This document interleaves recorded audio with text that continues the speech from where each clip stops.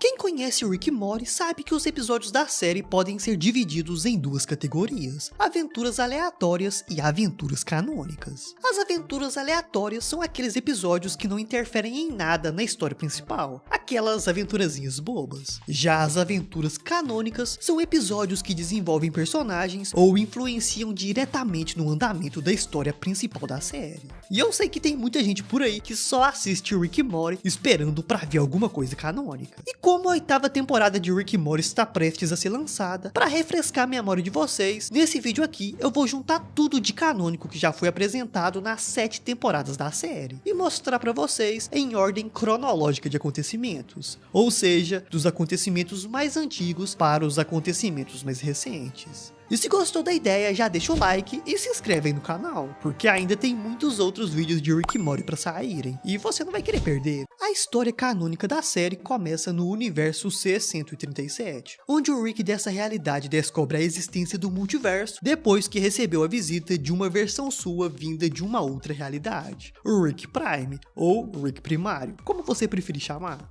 Mas o fato é que o Prime ofereceu ao C-137 uma arma de portais e a possibilidade de viajar por diferentes realidades fazendo o que quisesse sem sofrer as consequências, já que ele sempre podia pular para a próxima realidade e começar tudo de novo. No entanto, o C-137 acha essa oferta muito solitária e por isso a recusa para poder ficar com sua família, o que aparentemente deixa o Prime furioso. Mas aqui vale ressaltar que essa parte do diálogo entre o C-137 e o Prime pode ser tudo falso, já que a cena que aconteceu esse diálogo foi uma lembrança que o C-137 modificou para poder enganar a Federação Galáctica. Então ela pode não ser 100% fiel ao que aconteceu, já que o flashback que podemos confiar de verdade não teve nenhum diálogo. Então não dá para ter certeza absoluta sobre o que o Rick C-137 conversou com o Prime na garagem. Mas o fato é que depois da conversa deles, o Prime foi embora furioso. E depois um portal apareceu de onde uma bomba foi jogada. Bomba essa responsável por matar a Diane e a Beth do universo C-137. Mas o fato é que presenciar a morte de sua esposa e filha mexe muito com o psicológico do Rick. E por isso ele decide ir atrás de vingança, já que ele acreditava que era tudo culpa do Prime. E assim, o C-137 criou uma arma de portal por conta própria e começa uma jornada de vingança pelo multiverso atrás de sua versão que ele acreditava ter matado sua família. E no meio dessa jornada, ele acabou conhecendo o Pessoa Pássaro, o Squant e vários outros amigos, e também se juntou à facção contra a Federação Galáctica. E foi a partir daí que ele se tornou um criminoso procurado pelo universo, já que a Federação Galáctica mandava em praticamente tudo. No entanto, eventualmente, o Rick se cansa de brincar com a Federação Galáctica e retoma o seu plano de vingança. Só que quanto mais ele procurava pelo Prime e não encontrava, mais frustrado e deprimido ele ficava. E por isso, ele começou a se afundar nas drogas e no álcool para tentar esquecer a dor de ter perdido sua família.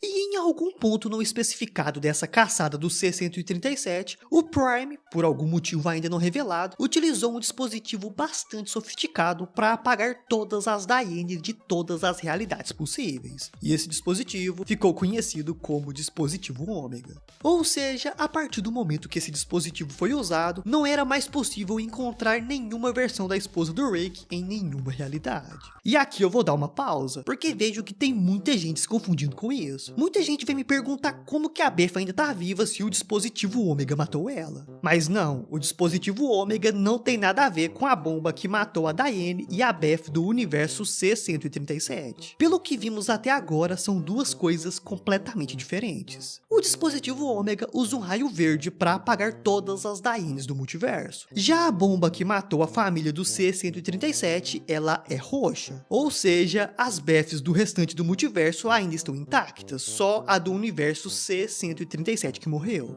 Mas, voltando pro Rick C-137, como não encontrava o Prime, ele se afogou na bebida e nas drogas e matava qualquer Rick que via pela frente. E aparentemente nessa época, os Ricks de diferentes realidades já tinham se juntado e formado um grupo para poder se proteger de seus inimigos. E o C-137 era um desses inimigos. Mas, como não conseguiam derrotá-lo, os Ricks desse grupo acabam se rendendo e pedindo a ajuda do C-137 para construir a Cidadela dos Ricks. E provavelmente foi a partir daí que o C-137 recebeu o título de Rick mais Rick, já que nenhum outro Rick conseguia pará-lo. Mas, mesmo ajudando a construir a cidadela, o C-137 não conseguia esquecer sua vingança. E por isso, desesperado para encontrar o Prime, ele acaba indo para o universo Prime esperar por ele. Mas ele bebeu tanto que acabou caindo com sua nave na garagem da casa dos Smiths e começou a morar com eles. E é exatamente a partir desse ponto que o primeiro episódio da série começa. Ou seja, a primeira temporada da série se passa no universo Prime. Quer dizer, metade da primeira temporada se passa lá, já que o Rick acabou Cronenbergizando o mundo inteiro e fugindo para uma nova realidade, levando apenas o Mori, deixando para trás a Beth, a Summer e o Jerry para morrer, já que eles não eram sua família de verdade. E esse novo universo que o Rick e o Mori foram morar é o universo C-131. Enquanto isso, em um universo que ainda não teve seu nome revelado, o Mori se cansa dos abusos constantes do Rick, e simplesmente o mata e o transforma em uma espécie de fantoche controlado por um tapa-olho. E essa versão do Rick e do Mori ficaram conhecidos como Rick e Mori Maligno, ou Evil Rick e Evil Mori, como você preferir chamar. Mas o fato é que eles saíram por aí matando vários Ricks e sequestrando Moris para transformá-los em um dispositivo de camuflagem. Já que o Mori é tão idiota, mas tão idiota, que as ondas cerebrais dele são especiais e conseguem camuflar perfeitamente as ondas geniais dos Ricks. E é por isso que todo Rick tem um Mori, para usá-lo como um dispositivo de camuflagem. Inclusive, muitos Ricks pelo multiverso nem veem os Moris como pessoas, mas sim como um simples dispositivo de camuflagem. Mas voltando pro Mori Maligno, o plano dele era roubar os conhecimentos de todos os Ricks que ele tinha matado. E para evitar ser pego, ele jogou toda a culpa no Rick C-137, já que ele tinha um longo histórico de rixa com a cidadela. E por isso, todos os Ricks se juntaram e foram atrás do C-137. Mas depois de uma treta muito maluca, ele acabou provando sua inocência e matando o Rick Maligno. Só que, como eu mostrei, ele era apenas um fantoche, e a verdadeiramente maligna por trás de tudo era o Mori, que simplesmente fugiu com a maior facilidade do mundo, porque nenhum Rick suspeitava que o Mori pudesse ser inteligente.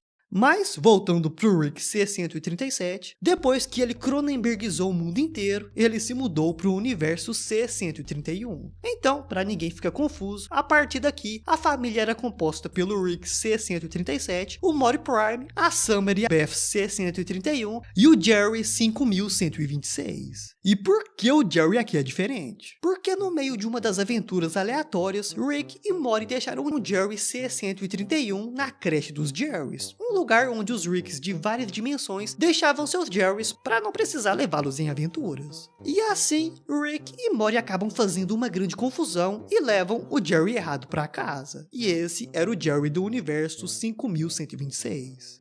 Mas depois de algumas aventuras aleatórias, o Rick C-137 acabou sendo convidado para o